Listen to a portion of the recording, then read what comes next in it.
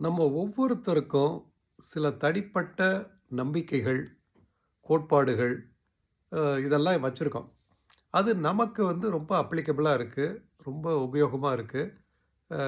அத நம்ம சரின்னு முழுமையா நம்புறோம். இது ஒண்ணும் தப்பே கிடையாதே!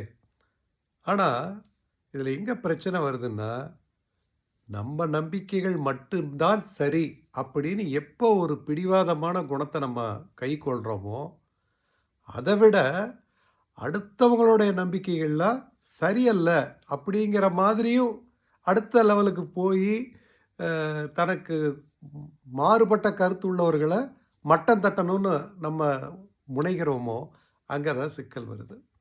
இது எப்படின்னா, எங்க அம்மா சிறந்தவங்க அப்படின்னு நம்ம சொல்றதுல என்ன தப்பு? நமக்குள்ள சொல்லிக்கலாம், நம்ம வீட்ல சொல்லிக்கலாம். தெருவுல போய் நின்னுகிட்டு, "எங்க அம்மா தான்டா சிறந்தவங்க" அப்படின்னு சொல்றதுங்கிறது எந்த வகையில புத்திசாலித்தனம்? இத கருத்தில் கொண்டு, எனக்கு எங்க அம்மா நல்லவங்க. உனக்கும் உங்க அம்மா நல்லவங்க. 2 பேருமே சமாதானமா போய்க்கிறது தானே நல்லது.